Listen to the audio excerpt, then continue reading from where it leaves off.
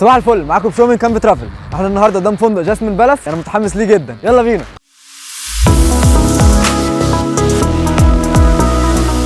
اول حاجه هنتكلم عليها هنا هي البحر، بس قبل ما نتكلم عن الشاطئ خليني اقول لكم ان الفندق فيه كل حاجه هتخليك مبسوط. حمامات سباحه، اكوا بارك، والشاطئ الرملي اللي في الفندق هنا حلو جدا. الفندق صف اول على البحر، ممكن تعمل سنوركلينج وتشوف الشعب المرجانيه والاسماك الملونه.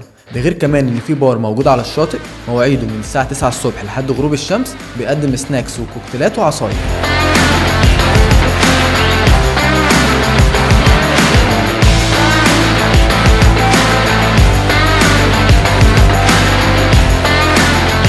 الفندق هنا فيه 9 حمامات سباحه، منهم حمام سباحه امواج وحمام سباحه هيتد وحمام سباحه للاطفال، غير حمام السباحه اللي موجود على الاكوا بارك. وكمان في بار مواعيده من الساعه 9 الصبح للساعه 8 بالليل، وبيقدم سناكس من الساعه 9:30 للساعه 4:30.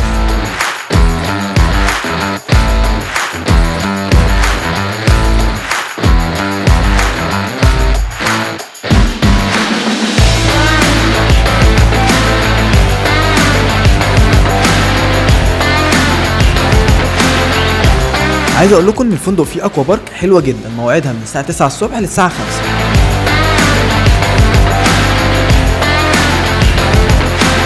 كيدز اريا في الفندق بتكون شغاله طول اليوم.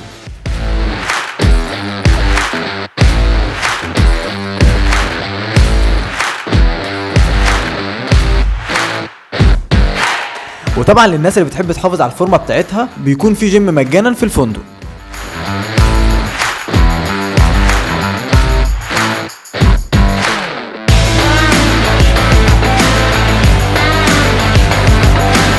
احنا دلوقتي في المطعم الرئيسي، والمطعم الرئيسي بتكون مواعيده من الساعه 7 للساعه 10 الفطار، وفي فطار متاخر من 10:30 ل 11:30، والغدا بيكون من الساعه 1 للساعه 3، والعشاء من الساعه 7 للساعه 10، وبرده في عشاء متاخر من الساعه 10:30 ل 11:30. يعني انت اليوم كله تقريبا هنلاقي فيه اكل.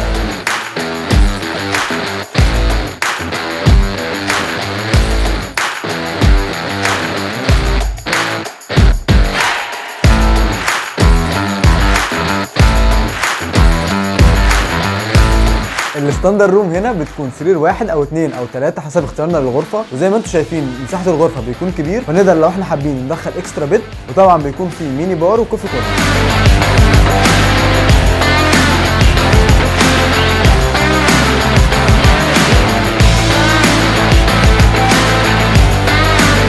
وبكده نكون خلصنا كل حاجه في فندق جاسمين بالاس. هنستناكم تيجوا تشوفوه وتقولوا لنا رايكم فيه. شركه كامب ترافل بتشكر اداره الفندق على تعاونهم معانا. مفيش حاجه اسمها فندق حلو وفندق وحش، احنا في فكره مستشارك السياحي قررنا نشوف معاكم الفنادق كلها ومميزاتها وعيوبها، علشان نساعدك تختار الفندق المناسب لميزانيتك واحتياجاتك، وعلشان نخلي رحلتك ما تتنسيش هنكون معاكم في كل فندق من قلب الحدث.